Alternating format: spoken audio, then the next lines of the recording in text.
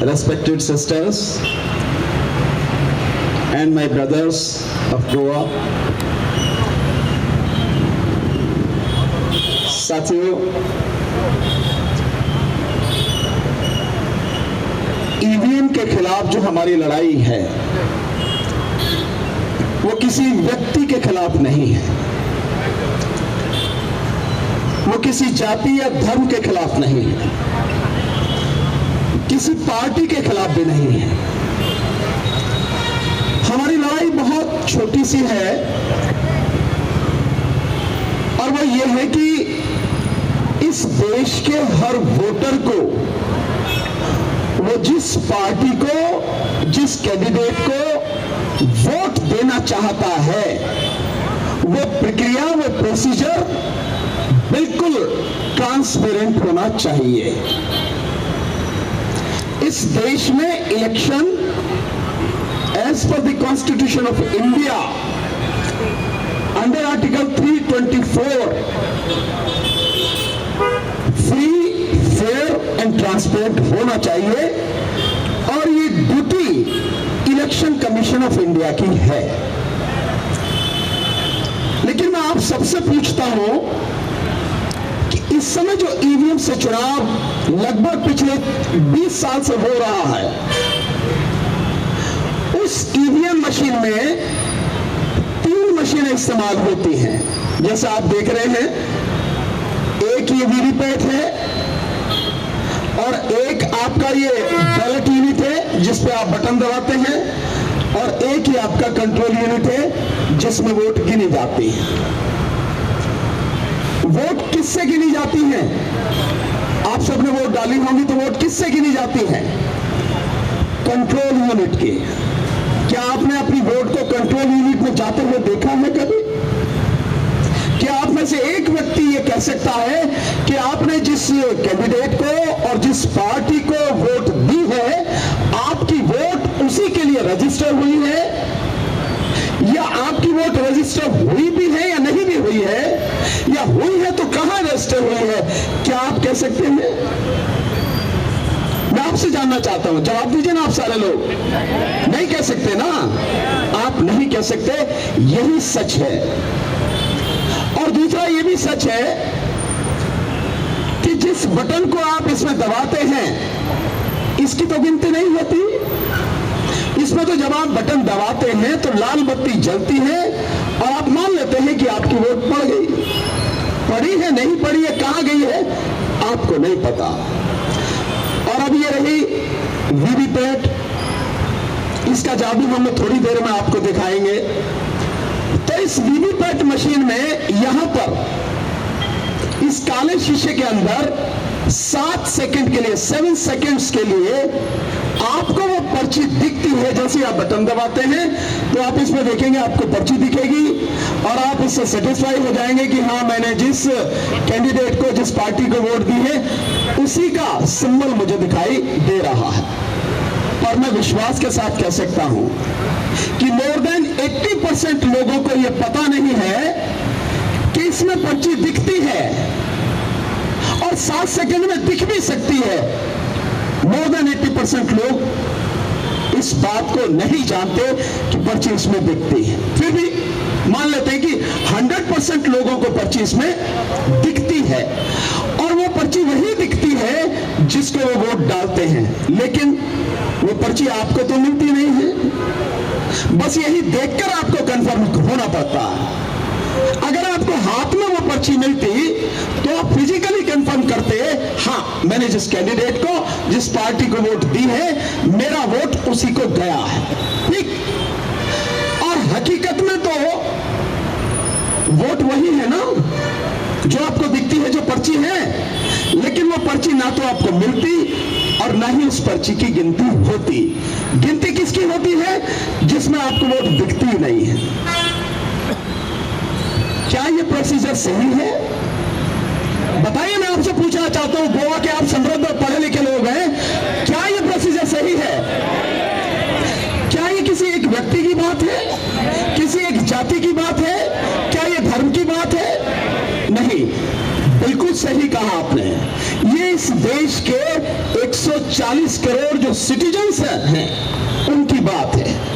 इस देश में लगभग 100 करोड़ यानी 100 करोड़ जो वोटर हैं, ये उनकी बात है, उनके हक की बात है। और अगर मैं जिसको वोट दे रहा हूं, कोई भी हो, वो व्यक्ति जिसको मैंने वोट दिया, आपने वोट दिया, वो प्रोसीजर बिल्कुल ऐसा नीट एंड क्लीन होना चाहिए कि अनपढ़ से अनपढ़ व्यक्ति भी, अशिक्षित व्यक्ति भी, साधारण व्यक्ति भी फिजिकली देखकर ये कंफर्म कर सके कि उसने जिस कैंडिडेट को और जिस पार्टी को वोट दिया है उसका वोट उसी को गया है। सुप्रीम कोर्ट ने 8 अक्टूबर 2013 को एक डिसीजन दिया, Subramanian Swamy versus election commission of India. उस पिटीशन के पैरा 9 में जो कहा, वो सुब्रमण्यम स्वामी जी की जो पिटीशन थी उसका पैरा एज इट इज उसमें कहा लिखा गया। और सुप्रीम कोर्ट कहती है उस पैरा 9 में कि बटन दबाना और लाल बत्ती का जल जाना केवल वोट करना नहीं है। इससे यह कंफर्म नहीं होता कि आपने जिस कैंडिडेट और जिस पार्टी को वोट दिया है आपका वोट उसी को गया है। यह हर वोटर का राइट है कि यह उसे बिल्कुल फिजिकली कंफर्म होना चाहिए कि उसने जिस कैंडिडेट और जिस पार्टी को वोट दिया है उसका वोट उसी को गया है। और यह जब तक कंफर्म नहीं होता तब तक वोटिंग का कोई मतलब है नहीं। और इसीलिए सुप्रीम कोर्ट ने ईवीएम मशीन के साथ, सुप्रीम कोर्ट ने कहा कि ईवीएम से free, fair and transparent election नहीं हो सकता। उस चीज को निश्चित करने के लिए वीवीपैट लगा दिया। अब कितनी मजेदार बात है, हम में से कोई सवाल नहीं पूछता। 3,500 करोड़ रुपए आपने वीवीपैट मशीन बनाने के लिए दिए और उसमें पर्ची आती है, आप उसकी गिनती नहीं, तो ये किस लिए बनाई थी भाई? नहीं, एक सवाल आता कि जो आपने कंफर्म करने के लिए कि ईवीएम में जो गड़बड़ होती है वो इससे रोकी जा सकती है, तो आप इसकी पर्चियों की गिनती क्यों नहीं करते हो? वो आप नहीं करते। और केवल इतना ही नहीं है कि आप इनकी पर्चियों की गिनती नहीं करते, आप बताते भी नहीं हैं कि आपने इनका किया क्या, ये भी आप नहीं बताते हैं। ये जो सारा प्रोसीजर हो रहा है, मैं आपसे एक सवाल जानना चाहता हूं, क्या आप जानते हैं कि ईवीएम की टेक्नोलॉजी क्या है? इसकी तकनीक क्या है? जानते हैं आप में से कोई भी? नहीं जानते। क्या जानते हैं कि ये कैसे काम करती है? नहीं जानते आप। लेकिन बावजूद उसके आप इसी प्रक्रिया से चुनाव कर रहे हैं। मैं एक सवाल पूछता हूं, बार बार मैंने लगातार पूछा है, और सुप्रीम कोर्ट के जजेस से लेके हाई कोर्ट के जजेस और डिस्ट्रिक्ट कोर्ट्स के जजेस, आईएएस ऑफिसर, आईपीएस ऑफिसर, सबसे पूछा कि क्या आप बता सकते हैं कि ईवीएम की तकनीक क्या और कैसे काम करते हैं? सारे सुप्रीम कोर्ट के जजेस, इस देश में जितनी हाई कोर्ट है उनके तमाम हाई कोर्ट के जजेस, इस देश में जितनी भी डिस्ट्रिक्ट कोर्ट है उनके तमाम जजेस, डिस्ट्रिक्ट जजेस, मजिस्ट्रेट, सिविल जजेस, इस देश में तमाम कलेक्टर, एसपी, एसएसपी, तमाम आईएएस ऑफिसर्स, आईपीएस ऑफिसर्स, सारे डॉक्टर्स, सारे इंजीनियर एक्सेप्ट सॉफ्टवेयर इंजीनियर, सारे प्रोफेसर, सारे एडवोकेट, सारे पीएचडी करने वाले लोग और तमाम पढ़े लिखे लोग बताएं कि ये ईवीएम की मशीन की तकनीक क्या है, टेक्नोलॉजी क्या है और ये कैसे काम करती है। आप नहीं बता सकते, आपको नहीं पता। और पिछले 20 साल से हम लोग बिल्कुल पढ़े लिखे होकर, आंख वाले होकर, अंधों की तरह इसी से चुनाव होता जा रहा है। हम वोट डाले चले जा रहे हैं, कभी हम सवाल नहीं उठाते। क्या ये सही है? क्या लोकतंत्र इसी तरह से बचेगा? और ये जो हमारा अधिकार है, वोट डालने का अधिकार, जिसे चोरी करके, लूट के छीन लिया गया हमसे, ये हमारे तमाम अधिकारों की जननी है, मां है उसकी। ये अधिकार बचेगा तो बाकी सारे अधिकार बचेंगे हमारे। सारे हमारे कॉन्स्टिट्यूशनल राइट, सारे हमारे फंडामेंटल राइट्स और सारे हमारे ह्यूमन राइट तभी बचेंगे जब ये एक बचेगा। अन्यथा अगर सरकार जिसकी है वो अपने आप हमारी वोटों को लूट के ये सरकार बनाएगा तो अपने हिसाब से काम करेगा, और जैसा आप पिछले समय से लगातार देख रहे हैं। इसमें किसी को भी क्या दिक्कत हो सकती है? अगर इस देश में कहा जाता है कि जो हमारे प्रधानमंत्री हैं उनको बहुत लोग चाहते हैं, बहुत अच्छी बात है भाई। अगर आपको इतने लोग चाहते हैं, अगर इतने लोग आपको प्यार करते हैं, आपका सम्मान करते हैं, आप इतने फेमस हैं, तो बैलेट पेपर से चुनाव कराइए ना। आपको पता लग जाएगी, दुनिया को पता लग जाएगी किसको कौन कितना चाहता है। इसमें दिक्कत क्या है? पर वो नहीं कराएंगे। क्यों? क्योंकि आज की तारीख में election commission of India election commission of Modi हो गया है। मैं आपको सबूतों के साथ बताऊंगा। और आज की तारीख में एक कंपनी है जो ईवीएम मशीन बनाती है, दो है, लेकिन एक कंपनी जिसका नाम है BEL, Bharat electronics limited Bangalore.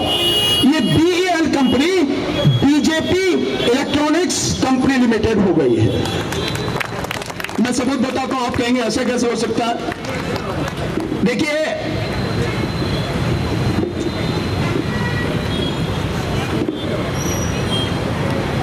Election commission की जो जिम्मेदारी है वो भारत के संविधान के अनुच्छेद 324 के अनुसार केवल एक जिम्मेदारी है, और वो है free, fair and transparent election कराए वो। और इन इलेक्शन को कराने के लिए उसे एक काम और करना होता है कि इस देश में जो भी 18 साल का है या 18 साल से ऊपर का है, उसका नाम वोटर लिस्ट में होना चाहिए।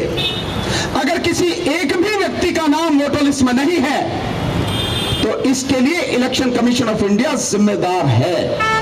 और अभी 2023 में ऑनरेबल सुप्रीम कोर्ट का एक डिसीजन है, उसमें बहुत स्पष्ट रूप से कहा है कि हर व्यक्ति का नाम जो 18 साल का है या उससे ऊपर का है और जो जिंदा है उसका नाम वोटर लिस्ट में होना चाहिए। लेकिन लाखों नहीं, करोड़ों लोगों के वोट काटे जाते हैं। 2019 के चुनाव से ठीक पहले 11 करोड़ लोगों के वोट वोटर लिस्ट से गायब कर दिए गए थे, काट दिए गए थे। और ये सारा सबूत हैदराबाद के ही एक इंजीनियर हैं, उन्होंने बाकायदा सारी डिटेल दी, और ये सारा NDTV of India Ravish Kumar ji उन्होंने भी उठाया, और द वायर पे भी ये पूरी वीडियो चली। तो इलेक्शन कमीशन की जो जिम्मेदारी है वो उससे नहीं निभा रहा, और दूसरी जो जिम्मेदारी है free, fair and transparent election की, इलेक्शन कमीशन उसे भी नहीं निभा रहा। इलेक्शन कमीशन अपना काम पूरी इंडिपेंडेंट होकर कर सके, उसके लिए कॉन्स्टिट्यूशन में प्रोविजन है कि इलेक्शन कमीशन जिस दिन नियुक्त होगा और जब तक वो अपना टेन्योर कंप्लीट करेगा तब तक उसके जितनी भी सुविधाएं हैं, उसका जो भी वेतन है, उसमें कोई कमी नहीं होगी। दूसरा, इलेक्शन कमीशन को हटाने का जो तरीका होगा, ऐसे ही नहीं है कि सरकार चाहे हटा दे। बेशक सरकार उसे अपॉइंट करती है, लेकिन सरकार को उसे हटाने की पावर नहीं है। इलेक्शन कमीशन को हटाने की पावर है जो सुप्रीम कोर्ट के जज को हटाने का तरीका है वैसे, यानी इंपीचमेंट, महाभियोग, वो भी संसद में चलेगा। और आज तक इस देश में किसी के खिलाफ इंपीचमेंट हुआ नहीं। ये स्थिति है इस देश की। तो इतना कठोर उसके लिए व्यवस्था की गई है कि कोई भी उसकी इंडिपेंडेंस को छेड़ ना सके। और यही नहीं, इलेक्शन कमीशन जो होंगे वो इलेक्शन कमिश्नर अपना टेन्योर पूरा करने के बाद उनका कहीं कोई और जगह अपॉइंटमेंट नहीं होगा। जैसा आप जानते हैं कि हाई कोर्ट के जजेस हों, सुप्रीम कोर्ट के जजेस हों, उनको किसी कमीशन का चेयरमैन बना दिया जाता है, कहीं मेंबर बना दिया जाता है, कहीं गवर्नर बना दिया जाता है। सो व्यक्ति जब इस लालच में होता है कि यहां के बाद में मुझे कहीं और पोस्ट चाहिए, उस चक्कर में वो सरकार के पक्ष में काम करता है। इस सारी चीज को भी रोकने के लिए इलेक्शन कमिश्नर के लिए कर दिया कि रिटायरमेंट के बाद में वो कहीं भी उनकी अपॉइंटमेंट होगी नहीं। बावजूद इसके इलेक्शन कमीशन इंडिपेंडेंटली काम नहीं कर रहा, वो सरकार के लिए काम कर रहा है। मुझे इसे कहने में कोई दिक्कत नहीं। इसलिए मैंने कहा कि आज की तारीख में election commission of India election commission of Modi हो गया है। अब मैं आपको सबूत दिखाता हूं। देखिए, जब तक बैलेट पेपर था, सो बैलेट पेपर होने तक इलेक्शन कमीशन काफी मात्रा में इंडिपेंडेंट था, क्योंकि उसे किसी के ऊपर निर्भर नहीं रहना था। और जिस समय इलेक्शन शुरू होते हैं तो तमाम पावर जो है वो इलेक्शन कमीशन के हाथ में हो जाती है। किसी को भी अपॉइंट करना, किसी को भी निकालना, किसी को भी ट्रांसफर करना, सरकारी में कोई भी व्यक्ति हो, वो सारा के सारा कंट्रोल इलेक्शन कमीशन के पास होता है। और जब तक बैलेट पेपर था तो बैलेट पेपर छपवाने के लिए कितना समय चाहिए? मात्र 8 दिन का। कब छपता है बैलेट पेपर? जिस समय नॉमिनेशन विड्रॉल की डेट होती है। पहले नॉमिनेशन फाइल होता है, उसके बाद में स्क्रूटनी होती है, देन विड्रॉल की डेट होती है। तो जिस दिन विड्रॉल की डेट होती है, लास्ट डेट, उसके 3 बजे तक नाम विड्रॉ करने की डेट होती है। और उस 3 बजे के बाद जो भी वापस लेता है, उसके बाद जो रह जाते हैं, वो फाइनल लिस्ट आती है कि ये कैंडिडेट इस कॉन्स्टिट्यूंसी से इलेक्शन के मैदान में है और इनका ये नाम और ये इनका चुनाव चिन्ह है, ये इनका सिंबल है। उसके बाद आता है 5 बजे आता है नॉमिनेशन विड्रॉल की डेट के समय, 5 बजे। उसके बाद छपने जाता है। तो किसी कंपनी का, किसी फैक्ट्री का, किसी का कोई इंटरफेरेंस तो नहीं है ना, केवल बैलेट पेपर छपना है। और ballot paper election commission government की ही जो प्रेसेस होते हैं वहीं पे छपवा लेते हैं, कोई दिक्कत किसी तरह की होती नहीं है। लेकिन ये जो ईवीएम मशीन है, इस मशीन को इंस्टॉल करने के लिए कम से कम 6 महीने से लेकर 1 साल का समय होता है। अब जो लोकसभा चुनाव होने वाले हैं, इसके लिए इन्होंने कवायद 1 साल पहले से ही कर दी है कि ये जो मशीनें हैं, कौन कौन सी मशीनें कहां कहां जाएंगी। ये प्रोसेस पिछले 1 साल से चल रहा है। लेकिन बैलेट पेपर के लिए इतने लंबे प्रोसेस की जरूरत नहीं है। ये केवल 8 दिन में छप जाता है और उसके बाद लोगों के सामने होता है। अब ये जो मशीनें हैं, इनसे हुआ क्या है? ये दोनों जो कंपनियां हैं, electronic corporation of India limited यानी ECIL हैदराबाद और BEL भारत इलेक्ट्रॉनिक्स लिमिटेड जो बेंगलोर में है, जिसकी एक ब्रांच इस समय पंचकुला में भी छप गई, शुरू हो गई है। सो ये दोनों कंपनियां किसकी कंपनी हैं? ये दोनों कंपनियां गवर्नमेंट ऑफ इंडिया की कंपनी है, दोनों जो मशीनें बनाती हैं। और इनमें ये जो BEL है, ये मिनिस्ट्री ऑफ डिफेंस के अंतर्गत काम करती है, जिसके राजनाथ सिंह मंत्री हैं, रक्षा मंत्री है ना राजनाथ सिंह, उनके अंडर में ही काम करती है ये BEL जो है। सो दोनों कंपनियां जो ईवीएम और वीवीपैट मशीन बनाती हैं, कौन बना रहा है उसमें? सरकार बना रही है, सरकार की कंपनियां हैं।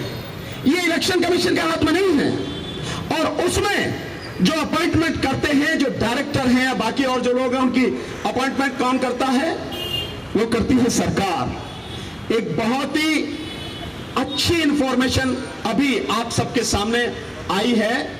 एक रिटायर्ड सेक्रेटरी हैं जो गवर्नमेंट ऑफ इंडिया में रहे, बड़े senior IAS officer, mister EAS Sharma, वो गवर्नमेंट ऑफ इंडिया में सेक्रेटरी रहे। उन्होंने इलेक्शन कमीशन को एक लेटर लिखा और उस लेटर में उन्होंने लिखा कि ये जो बोर्ड ऑफ डायरेक्टर्स है BEL का, इसके 7 डायरेक्टर्स में से 4 डायरेक्टर बीजेपी के पदाधिकारी हैं। आप समझ रहे हैं? यानी जो कंपनी ईवीएम और वीवीपैट मशीन बना रही है, उस कंपनी को कौन चला रहा है? बीजेपी के पदाधिकारी। तो क्या आप मानते हैं कि free, fair and transparent election हो सकता है? इलेक्शन कमीशन से उन्होंने कहा कि इलेक्शन कमीशन इस पर कड़ी कार्रवाई करे और बीजेपी के लोगों को निकालकर बाहर करे। ये वो लेटर है उनका। ये लेटर मिस्टर EAS शर्मा उनका है।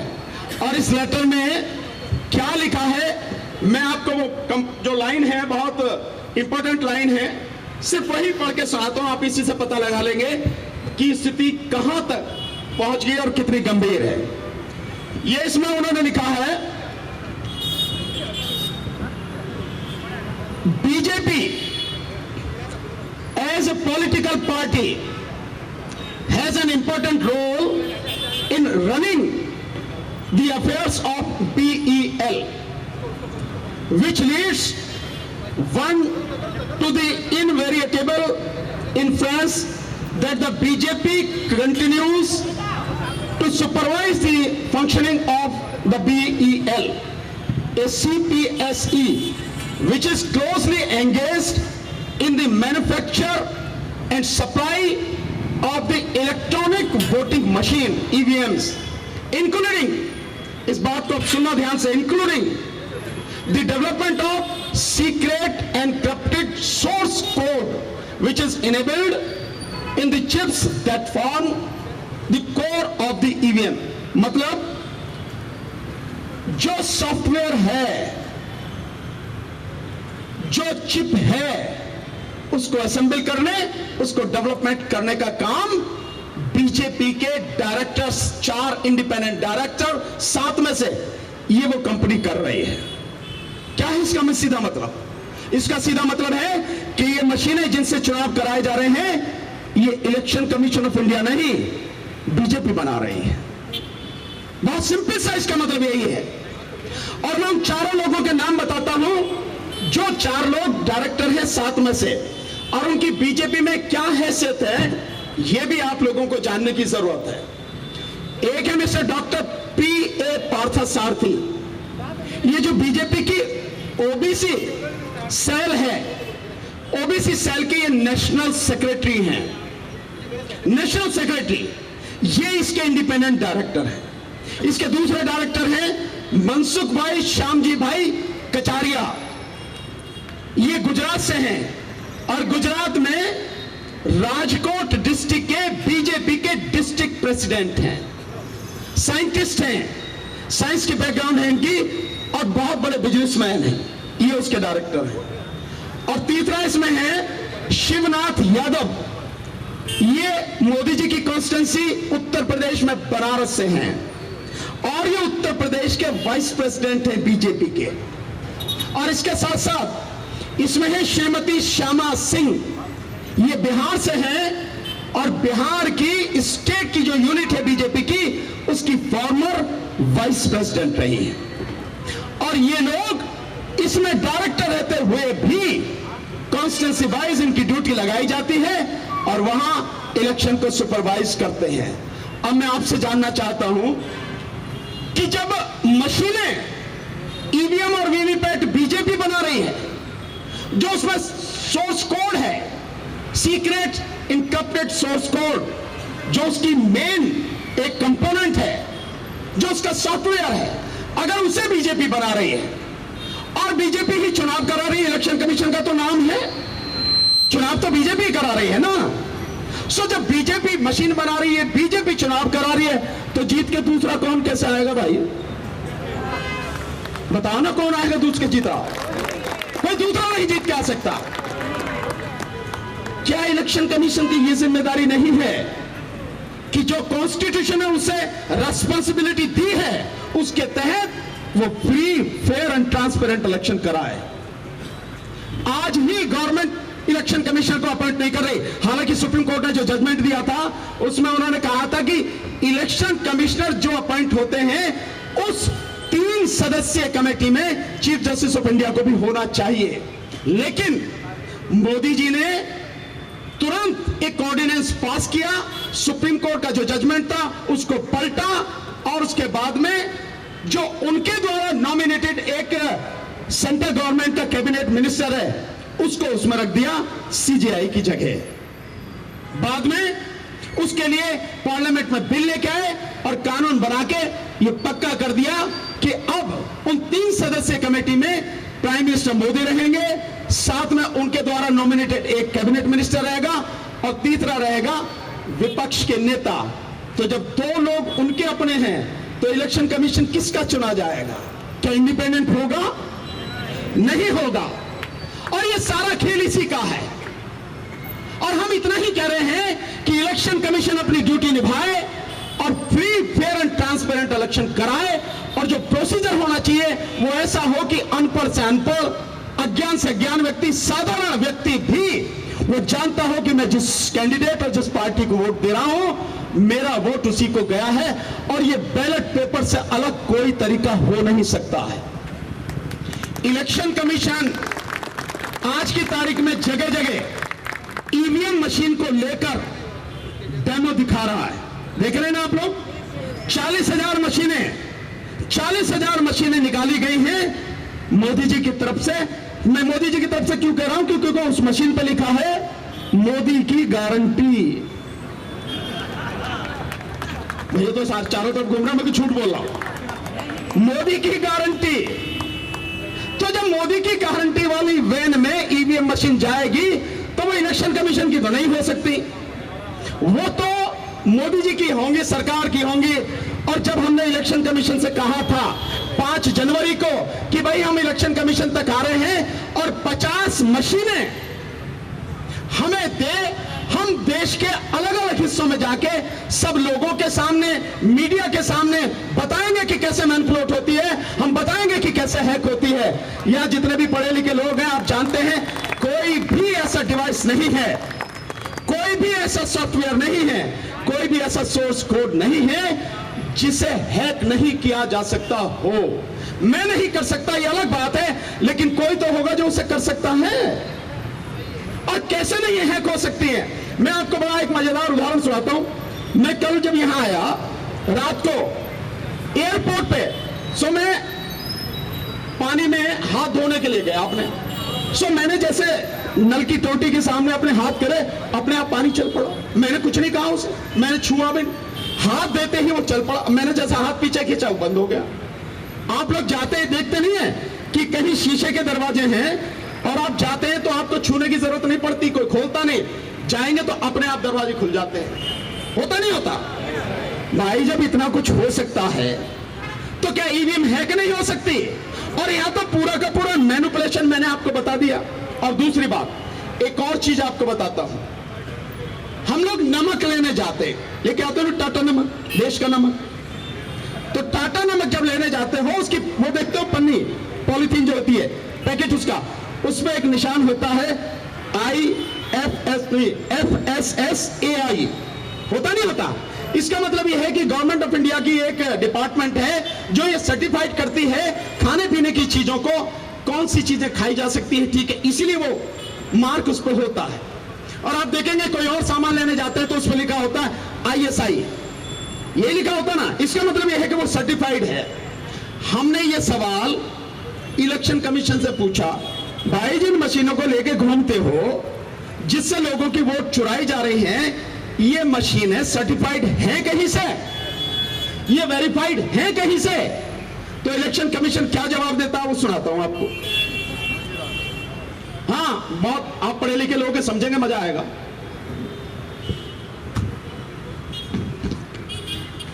ये हमने RTI लगाई, इलेक्शन कमीशन ऑफ इंडिया में हमने ये RTI लगाई। इसके माध्यम से हमने 18 क्वेश्चन उनसे पूछे। मैं भी बाकी 17 क्वेश्चन छोड़ देता हूं, मैं आपको 18वां क्वेश्चन जो है उसे पढ़ के बताता हूं, वो मजेदार।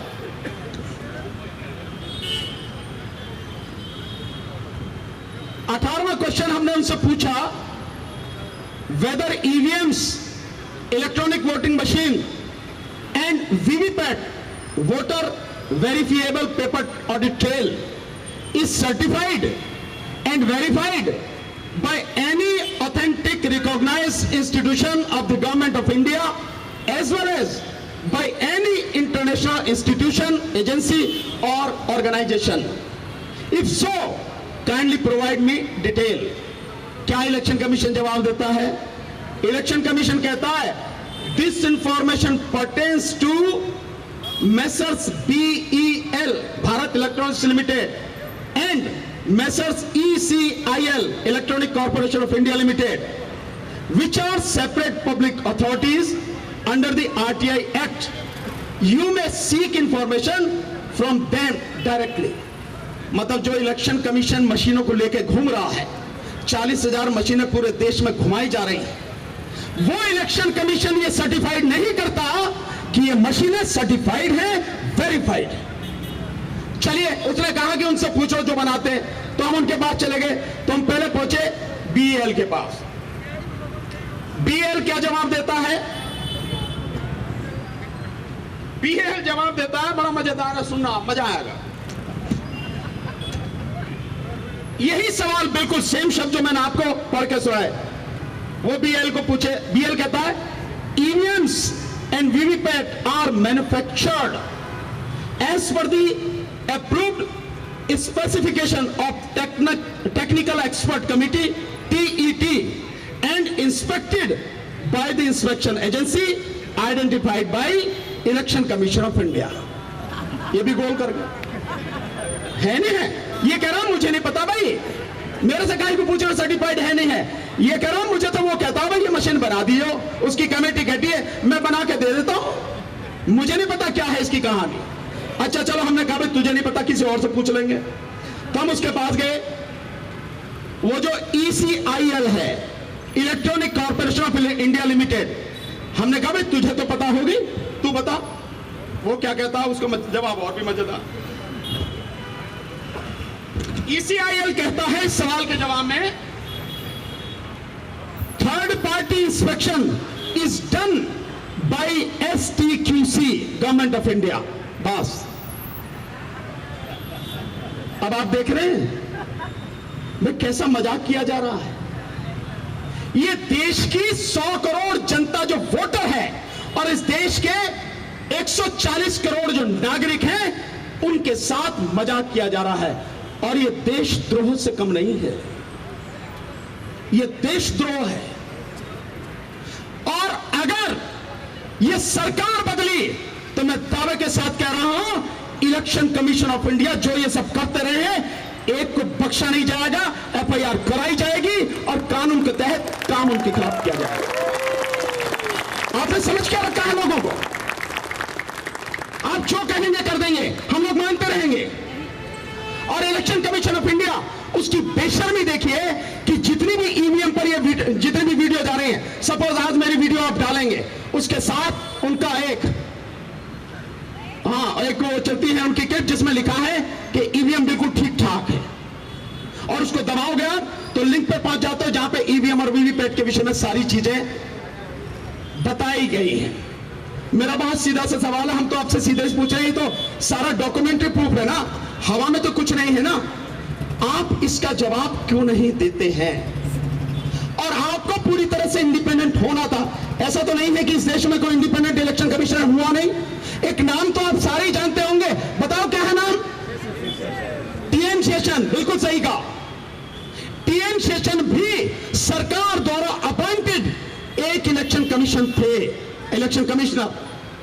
लेकिन इलेक्शन कमिश्नर अपॉइंट होने के बाद कोई सरकार उन्हें झुका नहीं सकी, दबा नहीं सकी, अपने हिसाब से काम नहीं करा सकी। और वो पहले इंसान थे जिसने इलेक्शन कमीशन की पहचान बनाई। उससे पहले कोई भी इलेक्शन कमीशन को यह जानता नहीं था। जब एक व्यक्ति हमारे ही देश में, मुझे खुद मालूम है, चुनाव के दौरान मैंने खुद देखा कि उन्होंने इस तरह से किया, जितने भी सेंसिटिव बूथ थे, पोलिंग स्टेशन थे, उन पोलिंग स्टेशन पर पैरामिलिट्री फोर्सेस का पहरा था हर बूथ पर, और पोलिंग स्टेशन के ऊपर MMG मीडियम मशीन गन लेके पैरामिलिट्री फोर्सेस लगाई थी, और साथ में जो लोकल पुलिस थी उसको पोलिंग स्टेशन से बाहर किया गया था, ताकि किसी भी तरह का दबाव या मैनिपुलेशन नहीं की जा सके। तो जो वो कर सके आप नहीं कर सके, आप नहीं कर सकते हो। पावर तो तब भी उतनी ही थी, आज भी उतनी है। लेकिन जब कोई व्यक्ति मानसिक रूप से किसी पार्टी का, किसी व्यक्ति का गुलाम हो जाए, तब क्या करोगे आप? आज की तारीख में इलेक्शन कमीशन उसी गुलाम की तरह काम कर रहा है जो देश के प्रधानमंत्री की गुलामी कर रहा है, जबकि देश के प्रधानमंत्री से, सरकार से उसका कोई लेना देना नहीं। उसका काम है देश के संविधान के अनुसार देश की जनता के सामने free, fair and transparent election कराए, और उसके लिए उसके पास सारी पावर है। ये काम नहीं कर रहा। लेकिन एक काम और वो कर रहा है कि जो भी कोई EVM के विषय में बोलता है उसको कहता है मैं नोटिस दूंगा। तो हम कह रहे हैं ना, देना नोटिस, कितने नोटिस देगा? भेज, अभी तक तो भेजा नहीं है कि ये लोगों को डरा सकते हैं, हम कानून को जानते हैं, रोज उसी से खिलवाड़ होती है, हम जानते हैं क्या कह रहे हैं। और 5 तारीख को, इसी 5 तारीख को हम एक बहुत बड़ा खुलासा करने जा रहे हैं और उसके बाद इलेक्शन कमीशन ऑफ इंडिया के खिलाफ FIR कराएंगे under section 420, under section 467, under section 468, 471 और 120B। और केवल इतना ही नहीं, इस देश में जितने भी जिले हैं, जितने भी डिस्ट्रिक्ट कलेक्टर हैं, सबके खिलाफ इन्हीं धाराओं में FIR कराएंगे। इतना बड़ा घोटाला इन सब ने मिलकर किया हुआ है। बताएंगे इन्हें कि क्या तुम्हारी जिम्मेदारी है और बताएंगे इन्हें कि इस देश की जनता क्या है, इसे मुर्दा मत समझो। ये बोलते नहीं है तो अलग बात है, लेकिन जब ये बोलते हैं और खड़े हो जाते हैं तो जनता से बड़ी ताकत न कभी थी, न है और न ही कभी होगी। मैं धन्यवाद देता हूं मेरे जितने भी साथी हैं गोवा के, जिन्होंने मुझे यहां बुलाया है। मंसूर साहब, रईस साहब, एंटोनी साहब, जितने भी साथी हैं, मैं दिल से उनका धन्यवाद देता हूं जो मुझे यहां आपके बीच में आने का, अपनी बात रखने का मौका दिया है। अब मैं आपसे एक बात बहुत जरूरी है जिसे मैं कहना चाहूं। साथियों, हम लोग जाति धर्म की सारी बातों से ऊपर उठकर अपने अधिकारों को बचाने के लिए, किसी एक का नहीं है, यह अधिकार सभी का है।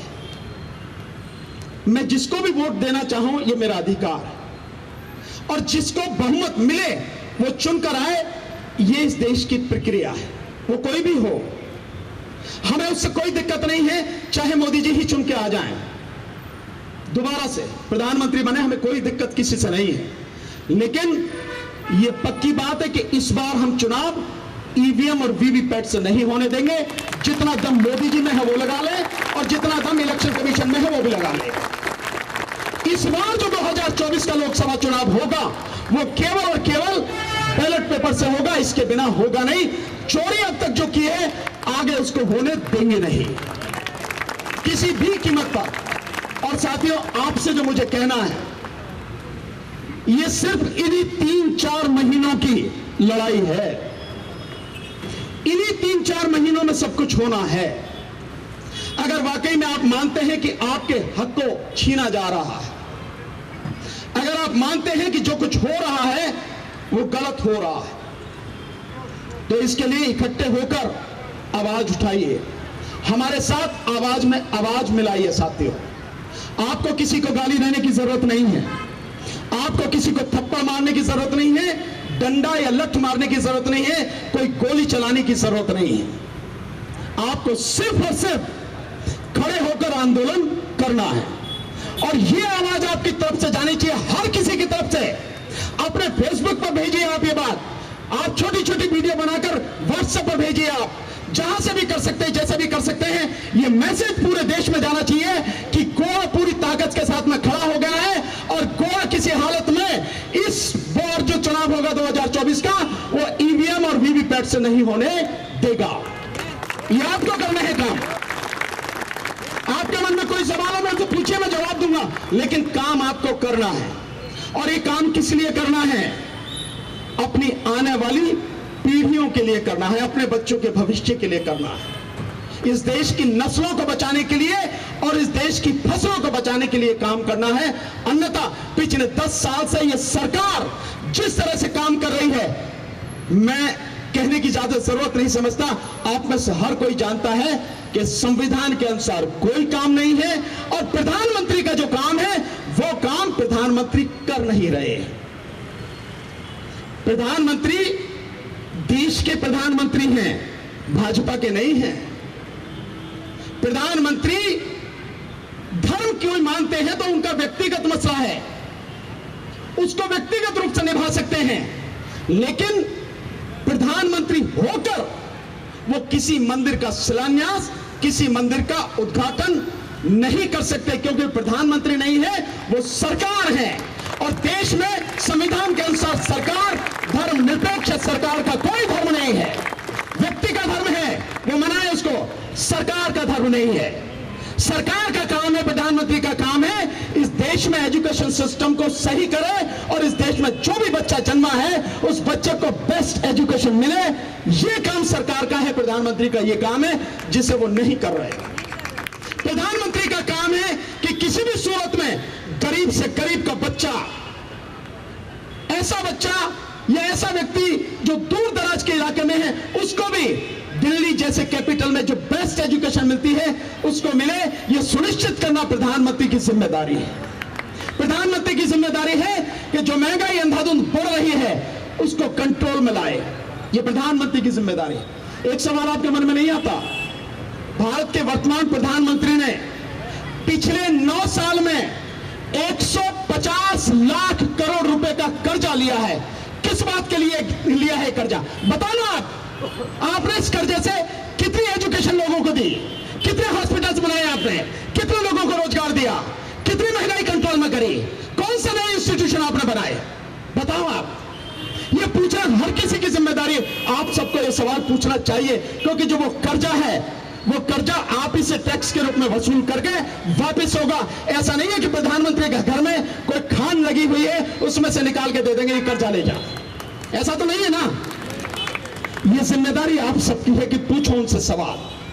और प्रधानमंत्री की जिम्मेदारी है कि इस देश के लोगों को रोजगार मिले, सर्विसेज मिले, नौकरियां मिले। प्रधानमंत्री की जिम्मेदारी है कि इस देश के लोगों को मेडिकल फैसिलिटी मिले। यह प्रधानमंत्री की जिम्मेदारी है। यह प्रधानमंत्री की जिम्मेदारी है जो वचन वो सरकार में आने से पहले लोगों को देते हैं। कहते हैं कि 2 करोड़ रोजगार प्रति वर्ष देंगे, तो 20 करोड़ लोगों को रोजगार मिल जाने चाहिए थे ना। लेकिन डाटा क्या बताता है? डाटा तो यह बताता है कि इस देश में जितने लोग काम करने के लायक हैं उनमें से 50% के पास कोई काम नहीं है। यह डाटा है, इसको कम नहीं करेंगे आप, यह जिम्मेदारी है। और एक बड़ी मजेदार बात कहते हैं, आप सब लोग इसको कैलकुलेट करना, बहुत मजेदार बात मोदी की गारंटी में चल रही है। मोदी की गारंटी, वो कहते हैं 13 करोड़ 50 लाख लोगों को गरीबी की रेखा से ऊपर उठा दिया है। आप सुनना आंकड़ा, 13 करोड़ 50 लाख। जिस समय 2014 में माननीय प्रधानमंत्री आए, देश में 23 करोड़ लोग गरीबी की रेखा के नीचे जीवन जीते थे। 23 करोड़ लोग, ये सरकारी आंकड़ा है।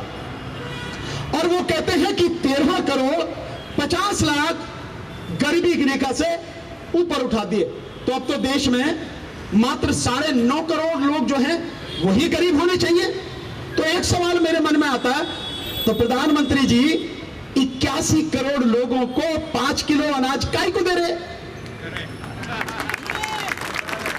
मैं मोटी सी बुद्धि है, मैं उससे काम कर रहा हूं कि काहे को दे रहे। इसका मतलब यह है कि जो आप बोल रहे हो झूठ बोल रहे हो, क्योंकि आप ही की सरकार का कुछ समय पहले का आंकड़ा है कि भारत में कोरोना के बाद, नोटबंदी के बाद गरीबों की संख्या बहुत बढ़ गई और आज की तारीख में इस देश में गरीबी की रेखा से नीचे जीवन जीने वाले लोगों की संख्या 41 करोड़ है, 41 करोड़। और मैं कहता हूं कि इस देश में गरीबों की संख्या या गरीबी की रेखा से नीचे जीवन जीने वालों की संख्या 100 करोड़ से ज्यादा है। 100 करोड़ से ज्यादा। मैं इसका आंकड़ा आपको बताता हूं, और वो आंकड़ा यह है, सरकार गरीबी की रेखा जो निश्चित करती है, 28 रुपए जो कमाता या खर्च करता है गांव में, 28 रुपए, 28 रुपीज, वहां तक गरीबी की रेखा है। अगर वो 29 रुपए कमा लेगा तो गरीब नहीं है, वो गरीब नहीं है, 29 रुपए कमाते ही।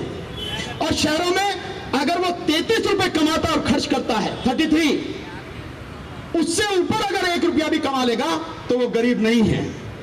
अब 28 रुपए में क्या आता है, 33 रुपए में क्या आता है, हम सब लोग इस बात को बहुत अच्छी तरह से कैलकुलेट कर सकते हैं। अब इसी के साथ में एक आंकड़ा आता है वर्ल्ड बैंक का। वर्ल्ड बैंक कहता है कि गरीबी की रेखा निश्चित करना जो है, उसके लिए जो एक व्यक्ति एक दिन में $2.7 जो कमाता है, खर्च करता है, वो गरीबी की रेखा में आता है। $2.7 को जरा गुणा करना, रुपए की कीमत 83, मतलब 216 रुपए के लगभग। यानी 216 रुपए अगर एक व्यक्ति एक दिन में कमाता और खर्च करता है, वहां तक गरीबी की रेखा है। अब आप इसे कैलकुलेट कर लीजिए कि देश में इसके हिसाब से जो बनता है, वर्ल्ड बैंक कहता है कि 13,500 एक परिवार की अगर इनकम है, सो वो गरीबी की रेखा है, वहां तक 13,500 रुपए। आप इसको कैलकुलेट कर लीजिए कि इस देश में 90 करोड़ लोगों की इनकम 5,000 रुपए पर मंथ से ज्यादा नहीं है। तो गरीब कितने हुए, आप इसी से कैलकुलेट कर लीजिए। सो ये काम प्रधानमंत्री का नहीं है, ये काम सरकार का नहीं है। झूठे आंकड़े देना, गलत चीज बताना, ये काम नहीं। उनका काम है देश में अकॉर्डिंग टू कॉन्स्टिट्यूशन आप सारे काम करें, यही आपकी जिम्मेदारी है, लेकिन वो काम नहीं कर रहे। और हम बार बार ये बात कहते हैं, भाई आपका सीना 56 इंच का, आप ही ने तो कहा, तो 56 इंच के सीने वाले हमारे बड़े यशस्वी प्रधानमंत्री एक बार इस देश में चुनाव, सिर्फ एक बार, ये 2024 का चुनाव बैलेट पेपर से कराओ। तुम कहते ना 400 पार, अगर तुम 40 भी पार कर जाओ, हम हमेशा के लिए राजनीति और समाज का काम करना छोड़ देंगे। यही है साथियों। और इस बार जो सारी चीजें हो रही हैं, मैं आपसे सिर्फ इतना ही कहूंगा, उठकर इस बार आपका अधिकार कोई छीन ना ले, इसके लिए संघर्ष करना, मिलकर संघर्ष करना। वोट सबकी है, किसी एक की नहीं है, और इसके अलावा आपका कोई काम नहीं है। अगर लड़ लिए, इन 3 और 4 महीनों में लड़ लिए, तो देश को बचा पाएंगे, अन्यथा बचेगा नहीं। मैं लिख के दे सकता हूं आपको, अगर 2024 के चुनाव ईवीएम से हुए और फिर मोदी जी को कोई नहीं हरा पाएगा, और उसके बाद में इस देश में कोई चुनाव होगा नहीं, लिख लेना आप। और उसके बाद इस देश में जो होगा वो आपकी कल्पना से परे है। मणिपुर भूल तो नहीं गए होंगे ना, याद है ना सबको मणिपुर? 3 मई से मणिपुर किस तरह से चल रहा है। आज फरवरी की 2 तारीख है, मतलब 10 महीने से लगातार मणिपुर चल रहा है। हम सब इसको देख रहे हैं, और प्रधानमंत्री क्या कर रहे हैं ये भी आप सब जानते हैं।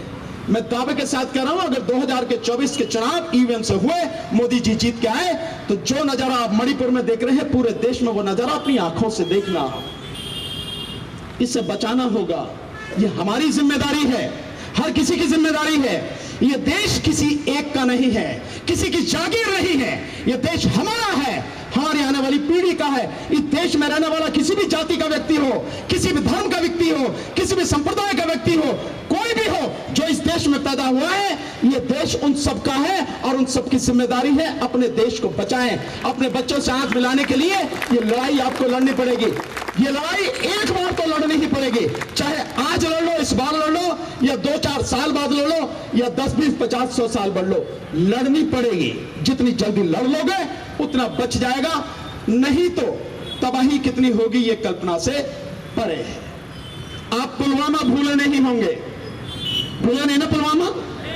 जिस समय पुलवामा हुआ था 13-14 फरवरी को 2019 में, मैंने उसके 1 हफ्ते बाद कहा था ये बीजेपी का कराया हुआ है। 1 हफ्ते बाद दिल्ली में पब्लिक मीटिंग हुई साउथ दिल्ली में, मैंने तब कहा था बीजेपी का कराया हुआ है। उसके बाद सब लोग कह रहे हैं, आप मलिक साहब को देख ही रहे, सतपाल मलिक जी को सुन ही रहे हैं।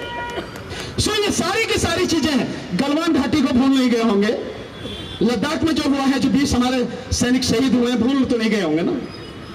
तो ये सारी चीजें हैं, इन सबको रोकने की जिम्मेदारी हमारी है, और ये तभी रुकेगा जब ईवीएम रुकेगा। और ईवीएम को रोकना, अपने वोट के अधिकार को सुरक्षित करना हम सबकी जिम्मेदारी है। साथियों, आपने बहुत ध्यान से मेरी बात सुनी, बातों को समझा, मैं उसके लिए आपका आभारी हूं। पहली बार आया हूं, लेकिन सच कहता हूं आपने दिल जीत लिया। मुझे पता नहीं था कि टैक्सी स्टैंड पे भी इतनी बड़ी, इतनी अच्छी सभा हो सकेगी। तो आप सबका बहुत बहुत शुक्रिया।